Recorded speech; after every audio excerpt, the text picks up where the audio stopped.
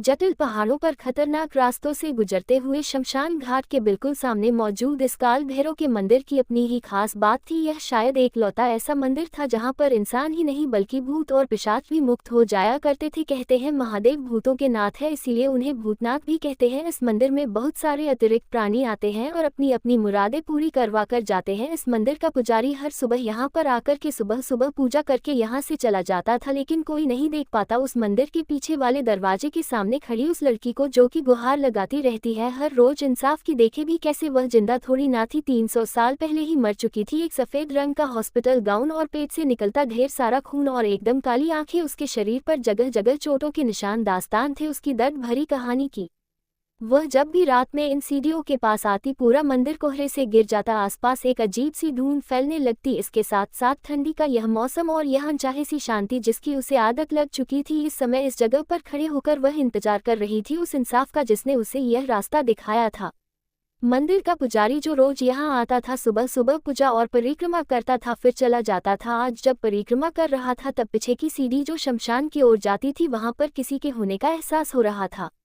शमशान घाट पर खड़ी उस लड़की को देख रहा होता है जैसे कि वह उसकी आत्मा को महसूस कर सकता हूँ। उसके पास आकर के वह खड़ा हो जाता है। अचानक से उसकी आंखें बड़ी बड़ी हो जाती है, उसके चेहरे पर डर साफ साफ दिखाई देने लगता है। वह कांपती हुई आवाज में कहता है, भूत नी, और फिर अपने हाथ में मौजूद रुद्राक्ष की माला को उसे दिशा में फेंक देता है। जैसे ही वह रुद्राक्ष उस आत्मा को छूती है उसके इर्द गिर्द एक अग्नि का घेरा बन जाता है, जिसे देखकर वह पुजारी भी पीछे हटने लगता है। अचानक से उसके कानों में एक आवाज पड़ती है। वह आवाज इतनी रुखी होती है मानो 10 लोग बोल रहे हो धीरे धीरे, नहीं नहीं, मेरे साथ ऐसा नहीं हो सकता, आखिर ऐसी क्या गलती की थी मैंने जिसके लिए मुझे ये सजा मिली, मुझे इंसाफ चाहिए। उद्धरण चिन्ह। अब तक वह पंडित पूरी तरह से शांत हो गए थे, लेकिन अपने सामने तड़पती उस आत्मा को देखकर वह बस इतना ही कह रहे थे, भगवान के घर देर होती है अंधेर नहीं, एक न एक दिन सबको अपने कर्मों का फल भोगना पड़ता है, लेकिन तुम्हें यहाँ नहीं होना चाहिए। एक अजीवित प्राणी कभी भी जीवित लोगों के बीच नहीं रह सकता, चली जाओ वापस वहाँ जहाँ तुम्हें होना चाहिए।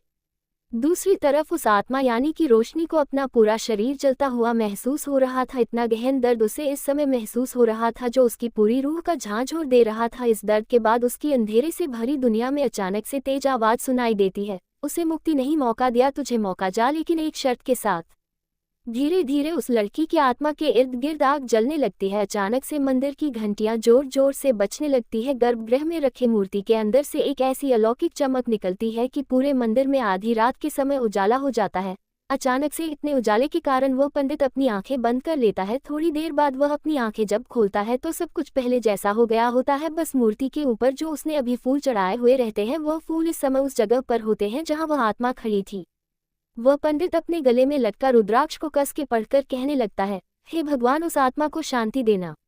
एक अस्पताल के अंदर मैटरनिटी यूनिट के अंदर एक वीआईपी वार्ड में बेड पर लेटी उसे लड़की का चेहरा बिल्कुल सफ़ेद पड़ चुका था। उसके साथ कई सारी मशीन अटैच की गई थी। ऑपरेशन तो सक्सेसफुल हुआ था, बच्चा भी आराम से पैदा हो गया था, लेकिन उस लड़की को इतने सारे कॉम्प्लिकेशंस थे और उस पर उसके एक्सीडेंट के कारण वह लड़की दर्द नहीं सह पाई और कोमा में चली गई थी। उस लड़की के वार्ड के बाहर एक बड़ी ही सुंदर दिखने वाली औरत खड़ी थी। उसके लंबे ब्राउन कलर के बाल कमर तक लहरा रहे थे, गोरी स्किन और काली गहरी आंखें, लेकिन उसके चेहरे के एक्सप्रेशंस बड़े डरावने होते हैं। अपने सामने खड़ी नर्स को नोटों की गदी थमाते हुए कहती है, जाओ और जाकर मेरी बहन को इस दर्द भरी जिंदगी से मुक्ति दे दो। उद्धरण चिन्ह। वह नर्स थोड़ा घबरा जाती है और अपना सर झुकाकर बड़ी ही धीमी आवाज में कहती है, लेकिन आकृति मैम, डॉक्टर ने तो कहा है कि उन्हें कुछ ही दिनों में होश आ जाएगा।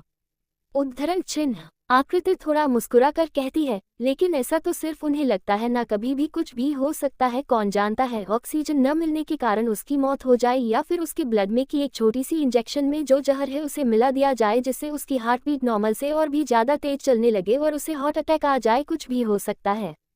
उद्धरण चिन्ह। आकृति के हाथ में एक इलीगल मेडिसिन देखकर वह नर्स और भी ज्यादा घबरा जाती है और वह हकलाती हुई आवाज में कहती है, लेकिन इस मेडिसिन का इस्तेमाल सख्त माना है, इम्पैक्ट गवर्नमेंट ने भी इसे बैन कर दिया है, अगर इसकी वजह से कहीं मेरी नौकरी। उसके बाद सुनकर आकृति एक प्यारी सी मुस्कान के साथ कहती है, उसकी चिंता तुम मत करो, ये हॉस्पिटल मेरे होने वाले पति का है। वह नर्स हैरानी के साथ उसे देखने लगती है, आपका मतलब? उद्धरण चिन्ह। आकृति बड़े ही घमंड के साथ कहती है, तुम्हें तो पता ही है ये हॉस्पिटल सिंघानिया कॉर्पोरेशन के अंदर आता है और सिंघानिया कोऑपरेशंस का सीईओ रूथ सिंघानिया है। वही है मेरा होने वाला पति, कुछ ही दिनों में हमारी शादी हो जाएगी, बस उसके अमेरिका से वापस आने का इंतजार है। वो नर्स हैरानी के कारण अपने मुंह पर हाथ रख लेती है। उससे तो यकीन ही नहीं होता कि यह है वह लड़की जिसके बारे में अफवाह फैली हुई थी कि रुद्र सिंघानिया ने शादी कर ली है, लेकिन उसे अब पता चल रहा है कि रुद्र ने असल में शादी नहीं की बल्कि वह शादी करने वाला है। सिंघानिया कॉरपोरेशन का नाम कौन नहीं जानता, और रुद्रा सिंघानिया बिजनेस वर्ल्ड का बेताज बादशाह है। सिंघानिया परिवार में दूसरे नंबर पर आने के बाद भी सिर्फ उसकी क्वालिटी, इसके कारण उसे सिंघानिया का ऑपरेशन का सीईओ बनाया गया था। सिंघानिया परिवार इंडिया के बड़े बड़े परिवारों में से एक है। हर कोई अपनी अपनी फील्ड में बहुत ज़्यादा सक्सेसफुल है, लेकिन उन सब में भी रुद्र सबसे ज़्यादा प्रोमिनेंट है। इतनी सारी खूबियां होने के बावजूद भी आज तक किसी भी लड़की के साथ उसका नाम नहीं जोड़ा था। वजह यह थी कि जितना रुद्र सिंघानिया हैंडसम और अमीर था, उससे कई गुना ज़्यादा मिस्टीरियस था। 2 साल पहले वह अचानक से अमेरिका क्यों गया था, ये बात कोई नहीं जानता था, और वह कब वापस आएगा इसके बारे में भी किसी को कोई आइडिया नहीं था।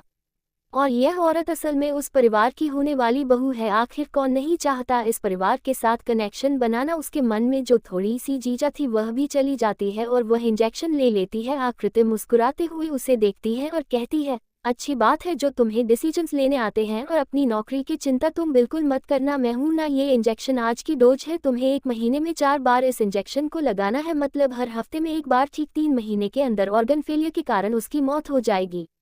और कॉम के पेशेंट तो वैसे ही ज़्यादातर ऑर्गन फेलियर के कारण ही मरते हैं, इसलिए चिंता मत करो, कोई तुम पर शक नहीं करेगा। उद्धरण चिन्ह। वो नर्स आकृति को देखती है और फिर तुरंत अंदर चली जाती है। आकृति वहीं पर खड़े होकर देखी है कि किस तरह से वो नर्स उसी की अपनी छोटी बहन को, जब वह बिल्कुल बेसहारा थी, उसी समय एक ऐसा इंजेक्शन लग रही थी जिसकी वजह से धीरे धीरे उसका शरीर ऑर्गन फेलियर के कारण खत्म हो जाए। आकृति उस जगह से निकलकर सीधा बेबी केयर यूनिट में जाती है, जहां पर कई सारे बच्चे इंक्यूबेटर की ग्लास बॉक्स के अंदर रखे हुए थे। लेकिन इस समय इस वार्ड में सिर्फ एक ही यूनिट था, एक ही बच्चा था जो इस समय शायद गहरी नींद में सो रहा था। उसके हाथ पर एक स्लिप बंधी हुई थी और उसके बॉक्स के सामने एक बोर्ड टंगा था जिसके ऊपर मदर की जगह पर लिखा था रोशनी सिंघानिया और फादर की जगह पर रुद्र सिंघानिया। उस अस्पताल के सिर्फ पूछ ही गिने चुने लोगों को पता था कि यह रुद्र का बेटा है, इसीलिए इसे इतनी सेफ्टी के साथ रखा गया था। लेकिन आकृति को कोई रोक टोक नहीं थी क्योंकि वह रोशनी का नाम इस्तेमाल करके आई थी। आकृति उसे बॉक्स के चारों तरफ घूमती है और उसे बच्चे को देखकर मुस्कुराते हुए सोचती है, जल्द ही मैं तुम्हें भी अपने रास्ते से हटा दूंगी मेरे प्यारे भतीजे। जिस तरह से तुम्हारी माँ को हटा रही हो, तुम इस दुनिया में आए तो हो सिंघानिया का नाम लेकर, लेकिन सिर्फ कुछ ही दिन तक जी पाओगे।